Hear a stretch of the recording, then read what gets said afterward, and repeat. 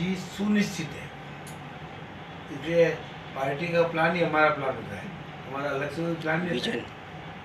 जिस दिशा से पार्टी नीति निर्धारण करती है उसी दिशा के अंदर पार्टी के कार्यकर्ता के नाते, प्रत्याशी के नाते हमको उसी ब्रॉड मैप से चलना है। अब क्या विजन लेके चल रहे हैं, उदयपुर को किस और ले जाना चाह रहे हैं, उदयपुर का विकास कैसे करेंगे? ऐसा है उदयपुर के अंदर ये बात सही है कि पिछले 5 वर्षों के अंदर उदयपुर निश्चित रूप से राजस्थान में कांग्रेस की सरकार आने के बाद पिछड़ा है।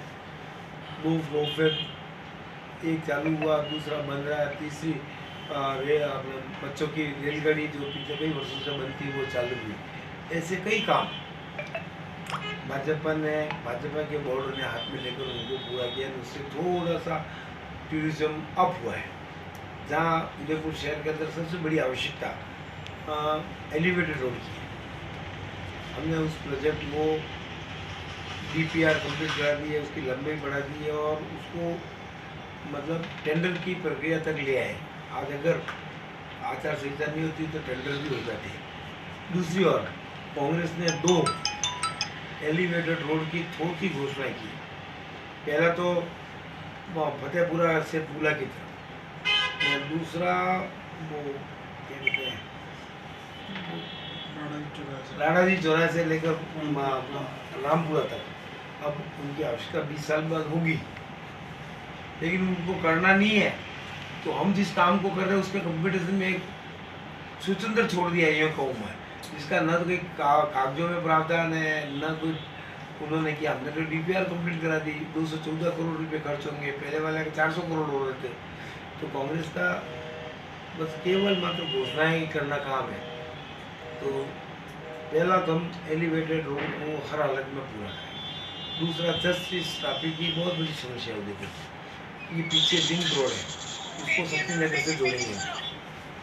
बीच में एक मकान है, उनको काफ़ी समझाइश की है कि भाई इतनी ज़मीन तुम्हें बिल्कुल यहीं पर हम दिए थे, तो उसको तैयार हुआ नहीं मालिक, तो उसकी अपने प्लस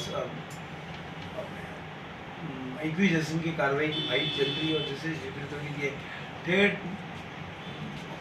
मेवाड़ मोटर से व्यक्ति सीधा शास्त्री सदन पहुँच जाएगा बिना सूरज पोल दिल्ली गेट की चौराहे को क्रॉस किए। तो थोड़ा सा ट्रैफिक का दबाव दिल्ली गेट और सूरज पोल चौराहे से कम होगा। तो झीलों के अंदर सीवरेज गिर रही है, बड़ी बड़ी होटल्स है, सारा उनका मलबा उसके अंदर आ रहा है, इसके बारे में कुछ ऐसा है देखो ये बात हमारी जानकारी में ही है, लेकिन मैंने न इसके बारे में कोई स्टडी की है, ये वो सीधी बात है। अभी इस समस्या का मैं जब उदयपुर की जनता मुझे चुनेगी निश्चित रूप से इस समस्या को समझूंगा, समझ कर कैसे निस्तारण होगा। जैन साहब एक बात होती है, उदयपुर अरावली पहाड़ियों से ढका हुआ चारों तरफ, और अरावली पर्वतमाला सारी कटती जा रही है, बड़े बड़े वहाँ पे होटल्स रिसोर्ट लगाए जा रहे हैं, उनके ऊपर कोई कार्रवाई नहीं हो रही, क्या हो रहा है उदयपुर? ऐसा है देखो बात सुनो, इसके लिए वास्तव में कांग्रेस जितनी चलनी पिछले 5 वर्षों में हुई है उतनी पहले कभी नहीं हुई। सरकार तो कांग्रेस की, जिम्मेदार कांग्रेस है, और मैं आपको इस बात का विश्वास दिला सकता हूँ कि जैसे ही परिणाम आ जाएंगे इस बारे में अध्ययन करूँगा, क्योंकि कानून के अंदर कहाँ रास्ते हैं, उन रास्तों का उपयोग करके ही लोगों ने इन सब जमीनों को आवंटन कराया, कब्जा किए, वो किए।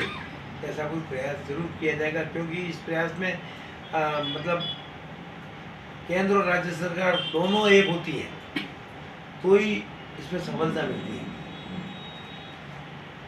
मतलब डबल इंजन सरकार होती है तो ही सफलता मिलती है, क्योंकि फॉरेस्ट के मामले केंद्र पे भी हैं और सारी अनुशंसाएं और जो भी इस प्रोजेक्ट के बारे में काम होता है वो राज्य सरकार के माध्यम से होता है। दोनों डबल इंजन सरकार आने वाली है, बनने वाली है, और दोनों सरकार भाजपा की बनेगी। निश्चित रूप से हम प्रयास करेंगे कि इसके अंदर जितना भी ठीक हो सके इन पहाड़ियों को, क्योंकि झीलों का जितना महत्व है उतना ही पहाड़ियों का है, और देश भर में एकमात्र उदयपुर शहर ऐसा है कि जो पहाड़ियों से घिरा है, झीलों से भरा है।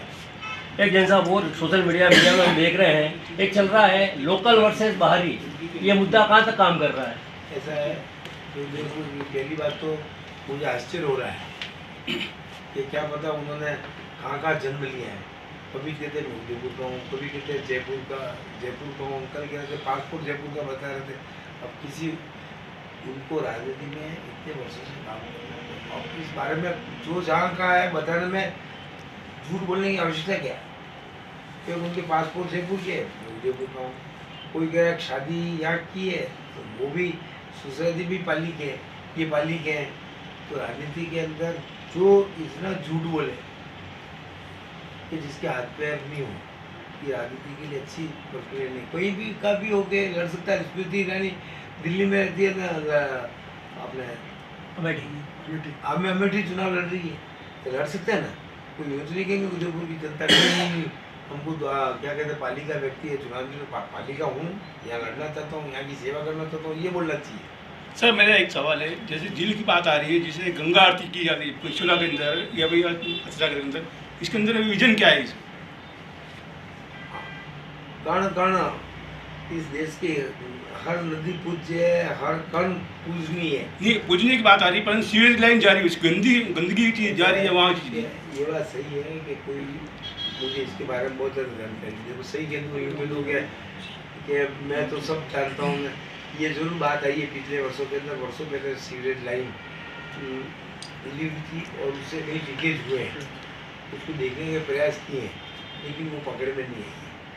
अब उसी के नगर निगम के अंतर्गत आती नहीं झील संरक्षण ने इसमें कई पेश दिया है, तो उसको ठीक करके प्रयास करेंगे कि वो कैसे समाप्त हो, क्योंकि ये भी चुनौती वाला काम है। सर कौन कौन दिग्गज नेता और आ सकते हैं अब आने वाले समय में? देखो हमारे यहाँ पार्टी के अंदर न तो हमारी डिमांड पे आते हैं, न हम डिमांड पे बुलाते हैं, पूरा रूट चार्ट बन जाता है सभी नेताओं। योगी जी जरूर नाजद्वार आ रहे हैं, ये जानकारी मिली।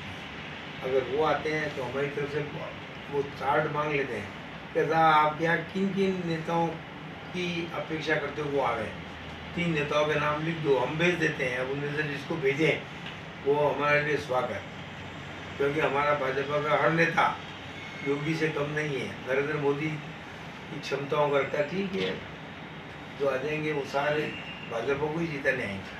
अल्टीमेटली अंतिम लास्ट टू लास्ट आप कितने वोटों से जीतने की कल्पना कर रहे हैं? मैं तो आपको ये कह रहा हूँ, जिस तरह से जनता का अपार समर्थन मिल रहा है, जिस तरह से मैं तो आपको आज कह रहा हूँ, सीधे पीछे 15 मतलब मेरी टिकट की घोषणा के बाद से लगभग पहले ये घर में थे, दूसरे कार्टून थे, इन कार्टूनों के माध्यम से 15 दिनों के अंदर रोज 10 से 12 घंटे व्यक्तिगत पब्लिक से मिला हूँ। मुझे कभी पता ही नहीं लगा है कि गौरव जी बाहर के रहने के बावजूद भी मुझे हर व्यक्ति, मतलब अगर 2.5 लाख मतदाता तो लाख खान मतदाता सीधे जानते होंगे, सीधे, और दूसरे नाम से जानते होंगे। उनके लिए जब उनको ये लिखना पड़ता बोर्डों पे आपनो गौरव, मुझे ये भी लिखने की जरूरत नहीं लग रही है।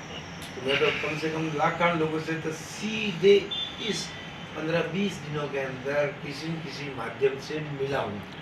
तो उस अपार जन समर्थन से ऐसा लग रहा है कि पिछले वर्षों के सभी रिकॉर्ड टूटेगी निश्चित रूप से। आप उदयपुर से तो निश्चित जीत रहे हैं, पर राजस्थान में क्या स्थिति है आपकी? राजस्थान में तो हमको सब हरा नजर आता है, फिर आ रहा है बकवास। लेकिन आप लोग जो रिपोर्ट दे रहे हो, आप लोग मतलब चैनल, मीडिया, अखबार, वो ये कह रहे हैं राजस्थान में कहीं 2-3 बहुमत को नहीं झूले बीजेपी। कितनी सीटें मान रहे हैं आप राजस्थान में? मैं तो ये कह रहा हूँ, आप जो बताते हो वही हम बोलते हैं। सट्टा बाजार, मीडिया, और ये बोल रहे हैं कि 120 पहले 12-13 पे अटकते थे, अभी 21 पे आ रहे हैं। मुझे लग रहा है आप ही चुनाव आते थे 150 बोलने लग जाओ। एक्चुअली राजस्थान लेवल का आज तारक जी जैसे सवाल इसलिए पूछ रहे हैं कि गुलाब चंद जी कटारे असम के महामहिम राज्यपाल बन चुके हैं, तो उन्हीं का लेवल जो आप उदयपुर में, वो लेवल आपके पास आने वाला जीत गए, इसलिए राजस्थान लेवल की आपसे हम बात पूछना चाह रहे हैं। मैं बता रहा हूँ ना आपको कि देखो मैं तो कहीं उदयपुर छोड़ के कहीं गया नहीं। जो रिपोर्टिंग आप लोगों की आती है उसी आधार पे बोल रहा हूँ। कौन सा कि उसी आधार पे निश्चित रूप से 2/3 का आंकड़ा भी भाजपा छूट जाए तो कोई आश्चर्य होगा नहीं।